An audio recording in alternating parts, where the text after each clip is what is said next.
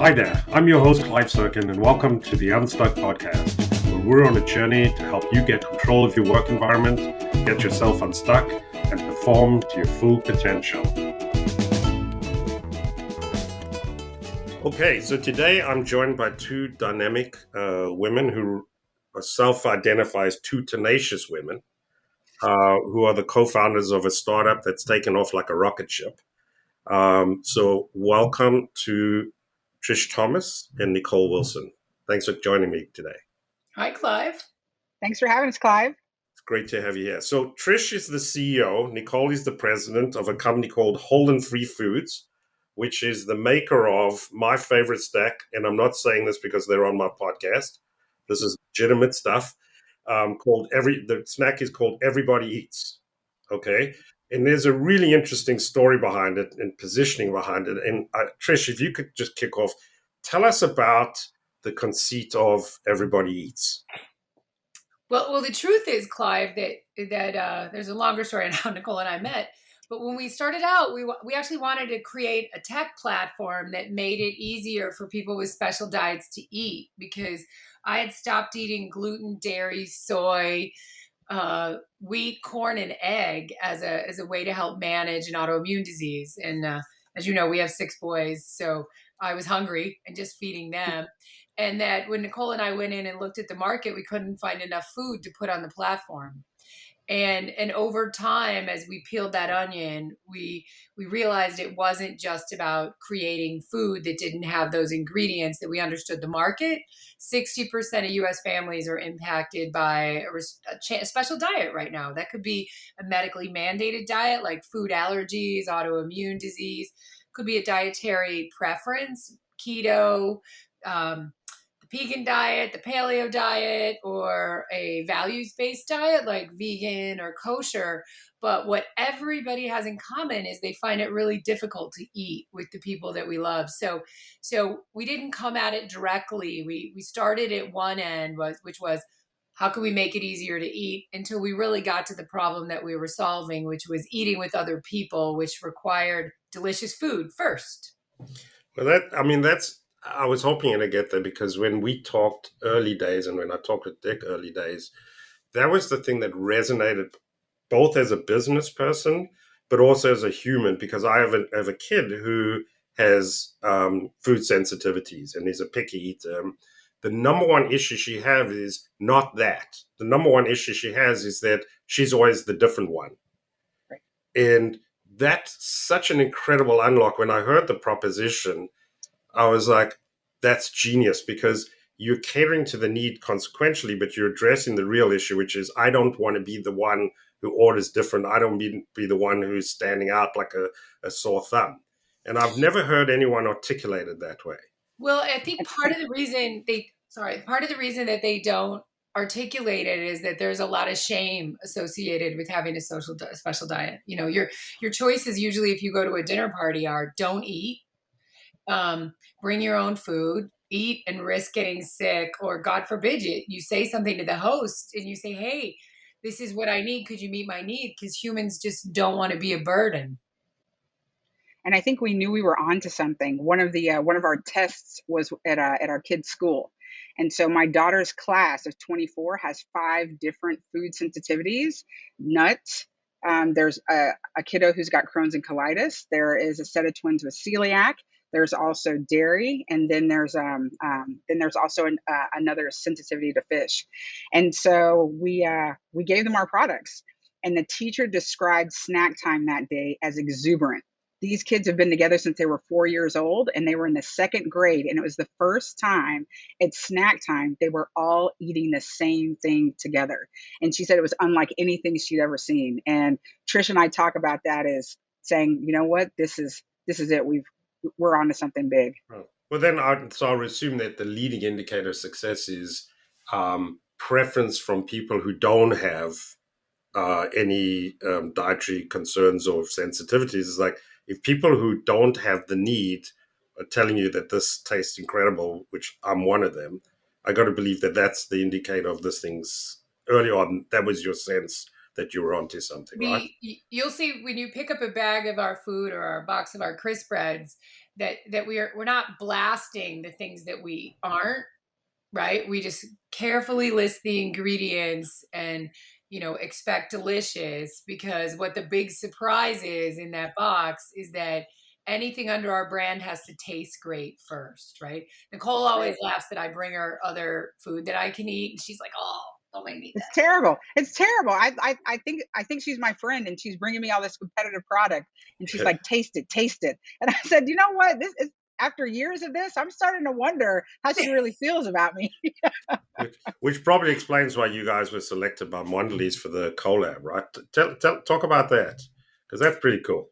Well, we're just getting started, and they picked 10 companies. I don't know how many that they had apply, but it's really a great opportunity because we get to work with other companies that have similar missions like Bunny James, and then we'll also have access to some of the resources inside Mondelez. So they asked us, what are their biggest pain points of our business, and for us it's actually manufacturing, right? We knew from day one that we were going to have to produce our own food, which is a totally different ball game than just producing food, because most free from food is still made in facilities that pose risk of cross contact with the ingredients people want to avoid.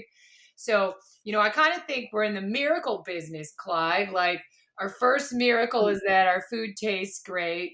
Our second miracle is our manufacturing, and Nichole can tell you about our biggest miracle, our people, later. But Mondelez, we're hoping that we could tap into some of their manufacturing expertise. We've gone from 1,000 square foot kitchen to an 8,500 square foot kitchen. We're about to go to a 50,000 square foot kitchen, where in 7 hours, what we were making in a month in November. Right. Well, that's also, I mean, Nichole, this is your area of expertise, but it's like, it's unusual for a startup to not use a co-man. It's unusual, at least in my experience, for a startup to have their own manufacturing footprint. And I understand why you did it, because it's really hard to find something that's clean. That's exactly right. Guarantee it, and there's significant downside risk to this, particularly at early stage if you have to do a recall. But that makes you pretty darn unique, no? It absolutely does, and I'll tell you, at first we were worried that it was going to be a competitive disadvantage because it's high capital. I mean, we are asset driven business, but the more that we start to realize is that as we looked at co-packers, that some of them were free of the top 8 allergens, but we picked the highest standard. We picked the EU standard of the top 14 allergens, and then we also added corn. And so when we are delivering against the consumer promise of free of the top 14 in corn, if we weren't making it on our own, we couldn't deliver that with integrity. And so it is, as I sit on top of our production facility right now, it is harder to do. It is a lot more work, but I will tell you, we have control over our product like you wouldn't believe. It's like a clean room downstairs. And so we feel good about every single product that goes out because the chain of custody hasn't been broken, and everyone who's touching our product cares about our product and understands the risk associated with it. Oh, well, I know when I had two reactions when this was a concept, not a reality, was like ridiculously cool concept. Good luck with your manufacturing. You never, it's right, like, right. Now fast you forward. weren't alone, Clive. Now fast forward. Let me switch gears, because you're both super interesting humans, and on the surface, pretty radically different in terms of your path to this moment. And so I want to talk to you as individuals and your own story, but then after that, I want to get into how that complements each other. But it's like, Trish, as I know you, like, you studied architecture and design, right? Then you became like a serial entrepreneur.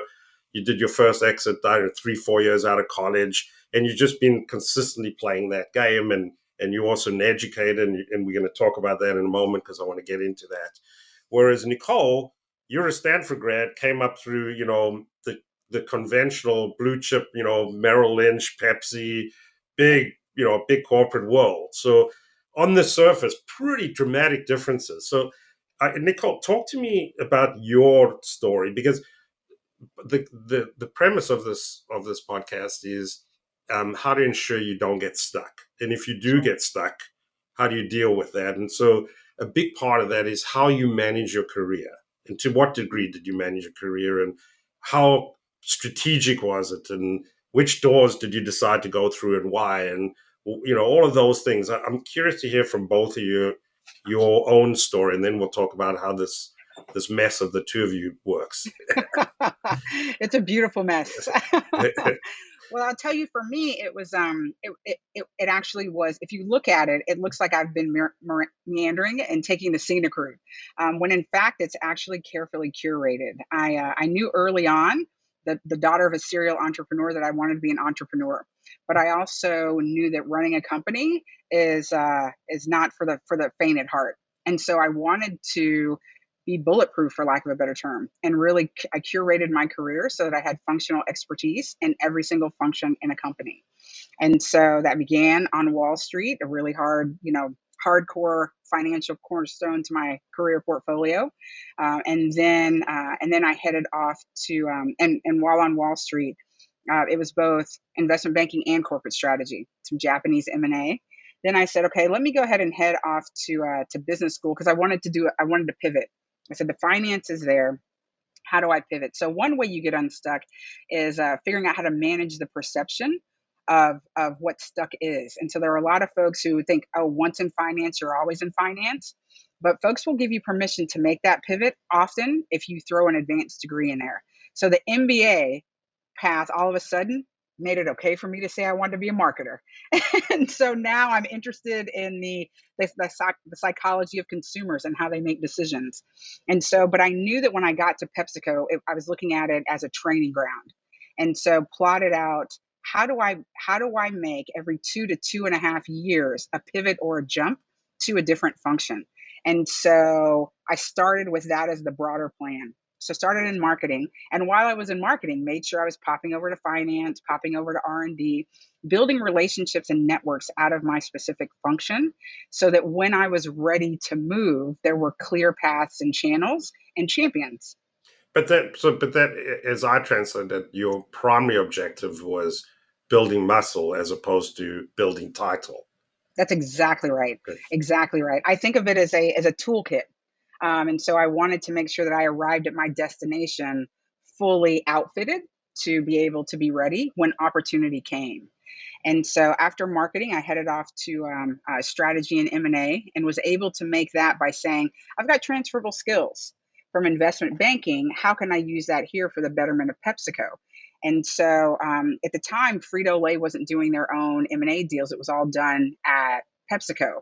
And I'll tell you, when the operating company doesn't do the due diligence, you sometimes end up in a rough spot. And so I was seeing that happening while I was in marketing, because I knew that that's where I wanted to head next.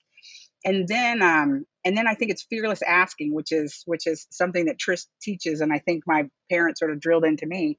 My mentor at the time was the CFO of Frito-Lay, and I said, if I can use the same process I used at Merrill here at Frito-Lay, can my team do the next deal? And he took a flyer, and that next deal was the Sabra joint venture. Wait, so you just said something that we need to stop and talk about. Sure.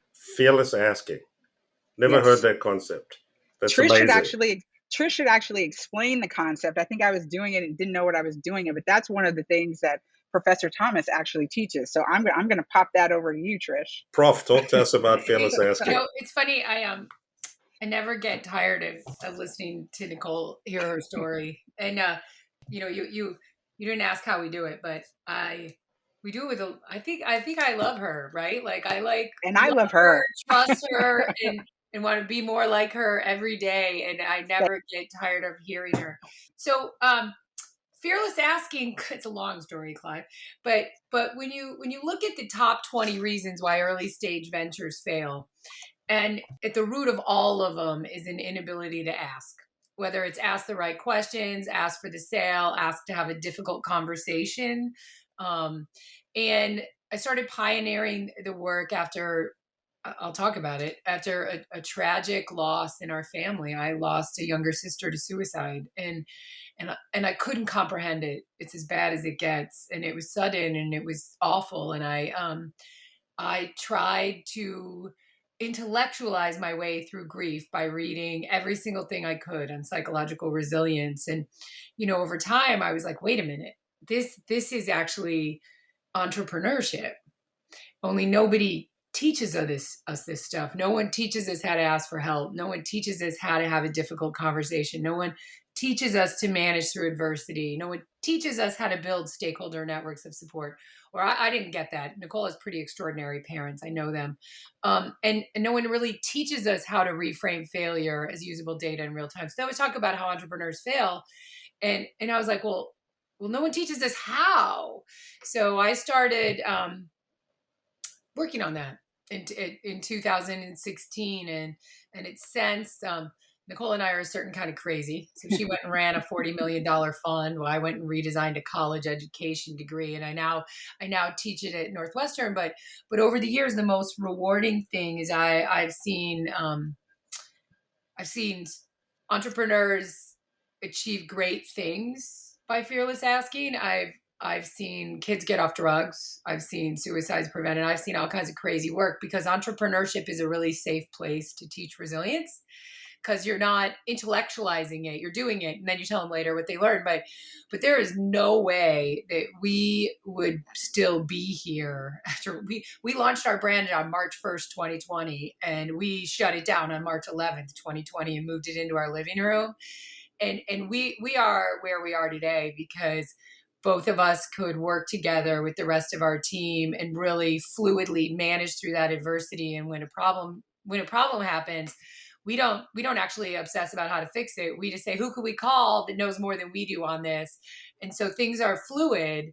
And when you look at something that way, you don't get stuck a lot, because we get stuck when we stay in our heads. We get unstuck when we have the courage to ask for help, because asking for help is this weird dichotomy. When people ask us, we consider it, oh, a favor. I'm happy to help. They value my opinion.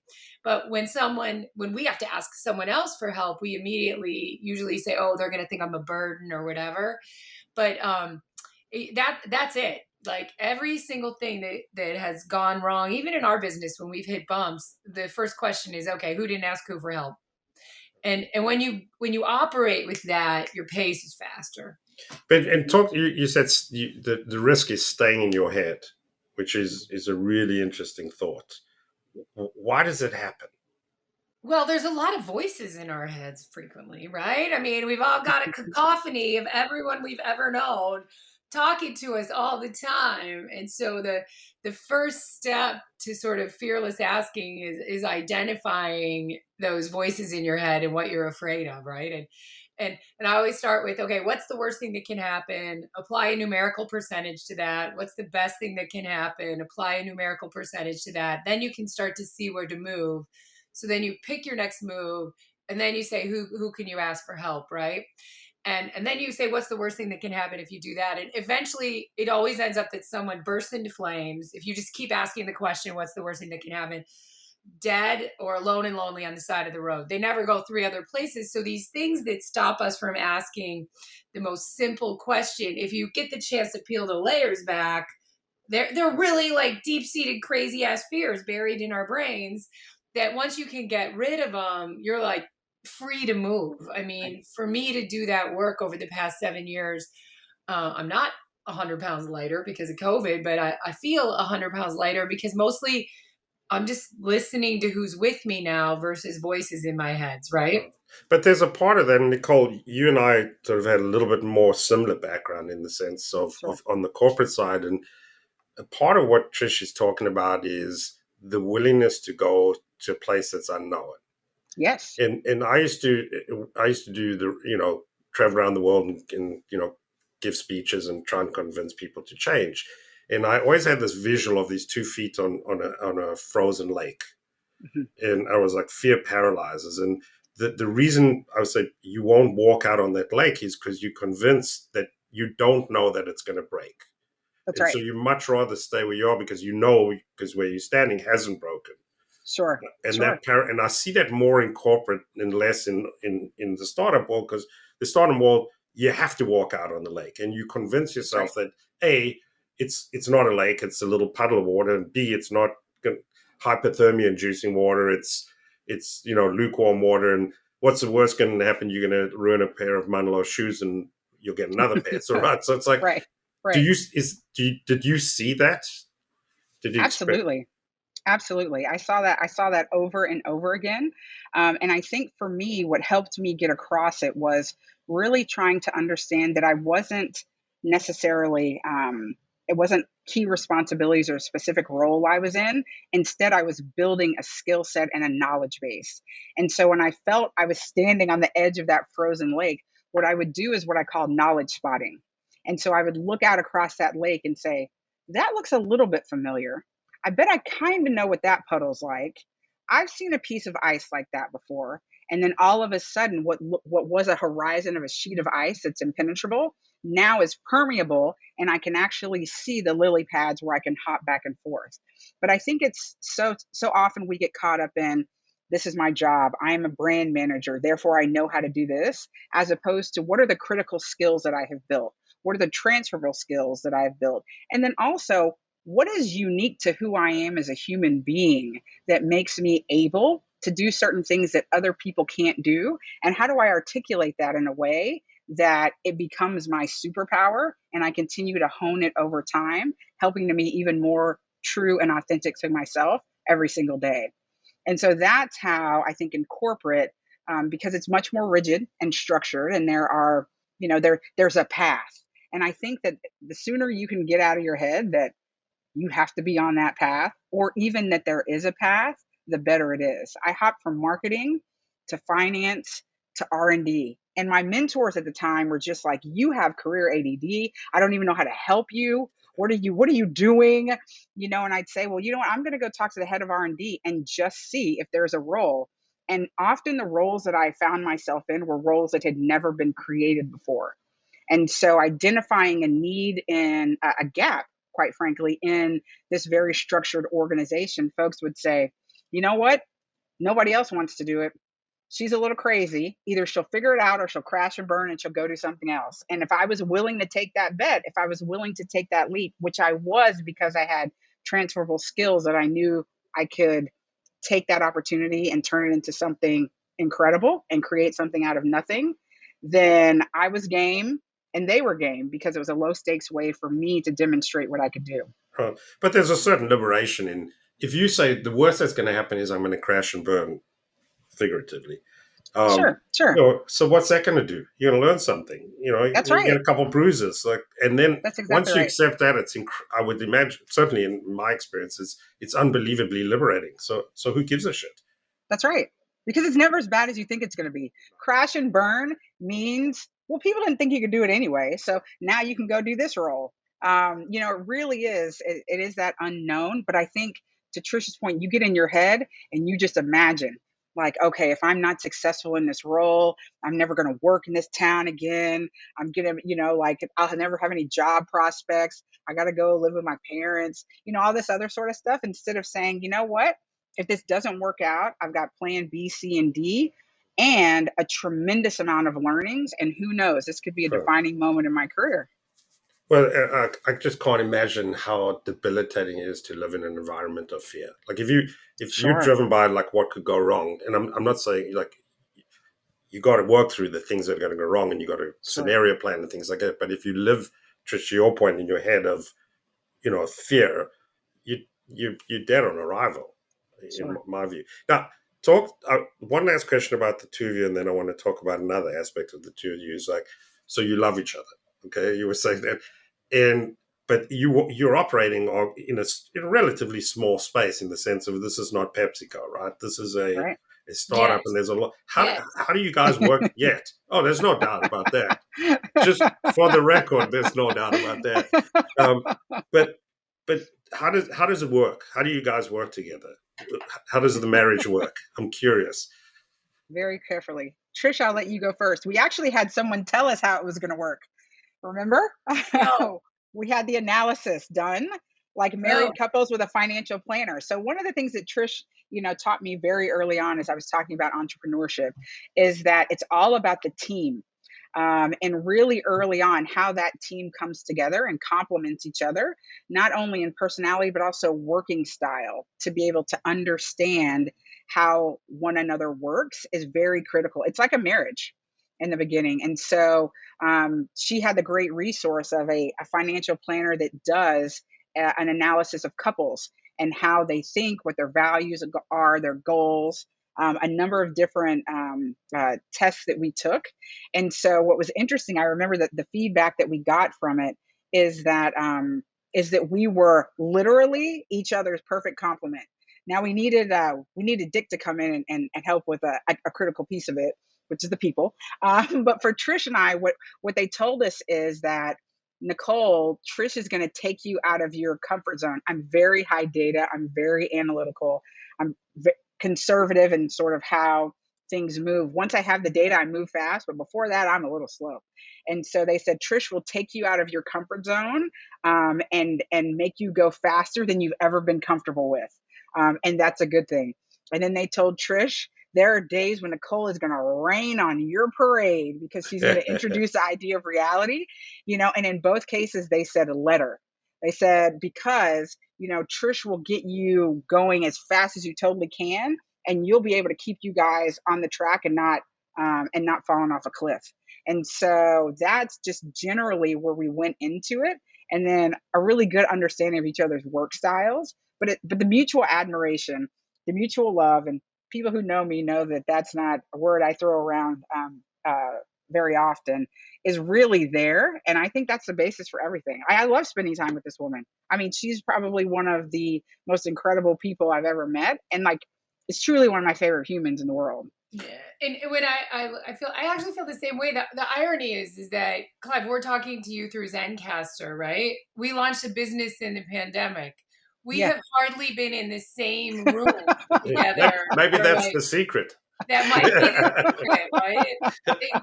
And Dick, who she's talking about, our other co-founder, is also my husband, and he's been upstairs and says we're not sharing an office, right? but we have not been able to be in the same room. So Nichole's been down at the factory. We ran it out of my house for 9 months. So she was in her house for 9 months and I was here. But I think going back to your walking on ice analogy, when you guys were talking about that, I was seeing the visual and I was like, oh, that's it.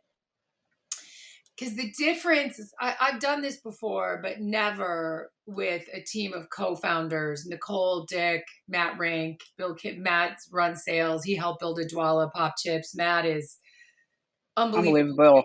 He started on March 1st, and why he didn't quit on March 11th, 2020, I don't know. He's kind of crazy. But he's great. And Bill Kimball, who had a career building factories at Procter & Gamble, came in as our COO, and he could have just stayed retired. So we're all a little nuts. But this was the first time it wasn't all on me, where I felt like I needed to have all the answers. And the difference has been extraordinary because I feel like we all just play our best selves. There's no politics, right? Like we know who's good at what. We sent Dick in for relationship stuff. Like we don't do that. Like that was on our charts we filled out. You would think as two women, we'd be really high in communication, really high in relationship. None of that. Strategy, execution, blah, blah, blah.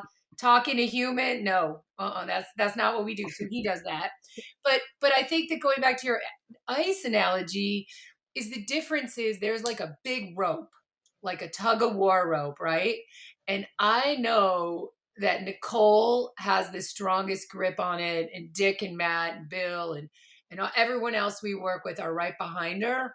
And what that means is that I'm out first, right? So they can send me, and I really hate cold water, but they can send me. I can go really far on that lake without even worried about if the ice cracks, because I can spend my time moving. Because if the ice cracks, it's no big deal. They're just going to pull me in. That's it. By the way, for the record, Dick Thomas, who is my connection to you guys, and we cut him out of this podcast, is the singularly most beautiful human being that everyone loves. It's quite sickening, actually. Agreed. It really bothers me that I haven't met anyone who had ever said anything negative about Dick, but we decided to cut him out of this. Let me. I want to. We're getting close, but there's one other topic I want to get into, and you talked about certainly before we started this about being badass women, and I identify as the husband of a badass woman and the father of a badass woman. And when I think about my badass wife, who's unbelievable what she does, who happens to be a woman, and she holds a very senior role at Epsilon, and she's held a number of roles and transformation roles all the way through her career. She's never ever had her role because she's a woman. She's had a role and her success because she's just badass and really phenomenal at what she does. And so, and I've also been told, don't start talking about what it's like to be a woman owner and what it's like to be a woman because you're not a woman. So I'm asking you, as two badass women, as a woman-owned company, um, how does that play into the equation? How do you think of yourself? How much of it is your superpower? How much of it is a challenge? How do you navigate this world? Because there are so many people who listen to this podcast, including my badass daughter, that could learn from this, and then guys like us get a little bit more nuanced in our understanding in terms of your reality. Mm-hmm. So I'll jump in here. I think for as I think about it, and growing up as I'll tell you, a woman and a woman of color, there is always my parents very early on said to me, you know, you've got to run twice as far and twice as fast to get to be viewed as half as good. And so I took that challenge on. I'm very competitive. I played soccer, rugby, so I mean it's kind of in who I am.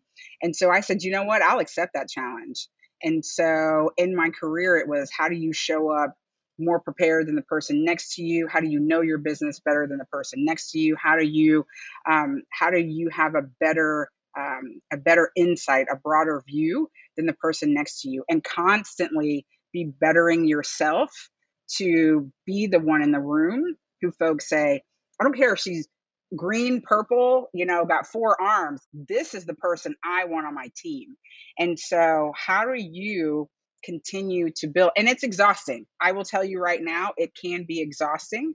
But at the same time, it is removing the assumptions that others place on you based on the way that you show up and you move through the world.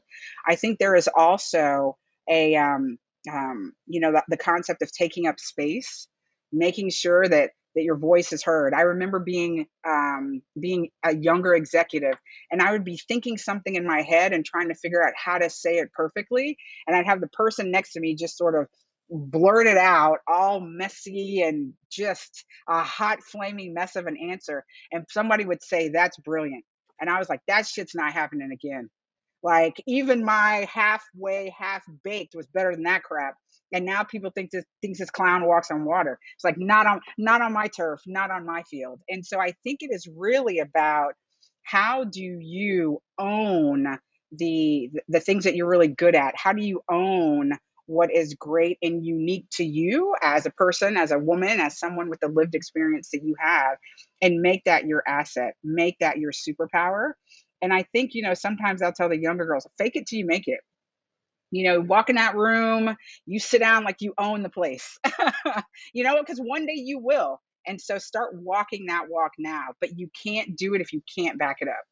And so that's the guidance that I give to young women who I mentor is, you know, make sure that your promise and your potential are met with preparation, so that when you are at those tables and you are having those discussions, you are so airtight and bulletproof that all the other categories and boxes that people are trying to put you in fall away because they just have to. And so, you know, I will say to the young ladies, it's a lot more work. It's a little more exhausting. But once you get to the point where you're at a table and you've got that influence, look around for the junior badasses coming and make sure you pave a way for them. Incredible. Trish? So interesting, because I'm old now. I'm 55, so I have You're old. There's Oh gray no. hair. There's gray hair and this red hair. But I think it's evolved over time, right? My job now isn't to be great, or even isn't to be mediocre, or isn't to be anything except unlock other people's greatness. That's all I have to do, right? My entire role in life, whether it's as a mother of 2 boys, 4 stepsons, now a couple daughter-in-laws, husband, multiple dog owner Dogs. on different day, employee. It's really about unlocking greatness in others, whether they're men, women, dogs.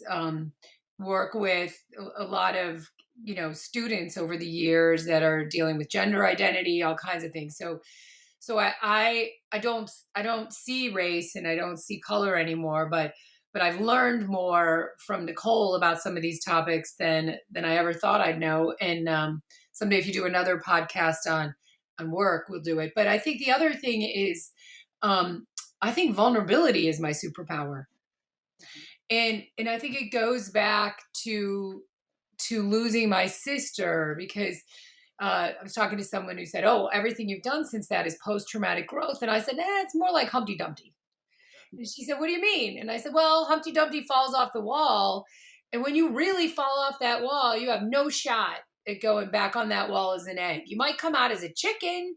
You might come out taped together in a totally different way, but you're not the same person." And that my superpower now, after thinking I had to have all the answers or be bulletproof before, is being able to model vulnerability and not having the answers and being okay with it, and knowing that I don't have to have the answers. I just need to know who to call that knows more than I do.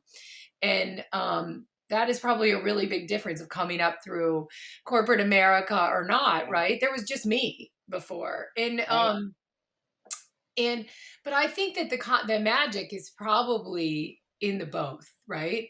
Yeah. That if Totally agree. if you could sharpen your pencil and do it in a way that is authentic to who you are and be vulnerable, people will follow you and you will unlock opportunity that others miss. And we took it so far as like our mission is to give everybody a seat at the table, literally and figuratively, right? Yeah. So our food makes it possible for everybody to eat, but the way we run our business, and 70% of our team are people of color, 50% of our team are women. We worked extra hard to make sure 50% of our investors are women. 44% of our outside capital comes from investors of color. And how that goes back to being a woman or a minority woman-led business is that's the bulletproof, is that the goal is to build a leading brand in a $25 billion category that doesn't have a leader. And then someday say, "Oh yeah, couple of chicks who met at the book fair did it." There you go. Mm-hmm. Listen, Right. the reason I do this podcast is entirely selfish, which is to learn from incredible people. And I would just say, you are two badass humans who happen to be women who are building something incredible. And I would say to everyone, make sure you go and buy it, or not from my store, because you were out of stock the other day, by the way. I had a week. Okay. I had a We'll week. get on it. No, now I'm going like I know when they restock. So go and buy Everybody Eats. It's incredible. I'm not pitching their product because I like them, which I do. It's a badass product, and an amazing brand and a mission. But find a way to spend time with these two incredible people.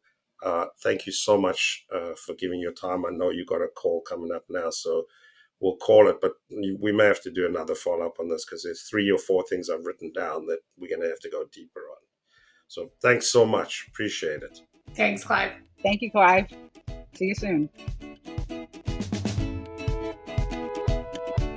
This podcast was brought to you by Screen Dragon. We break down barriers, make work flow, and unlock talent. Visit screendragon.com to see our software in action.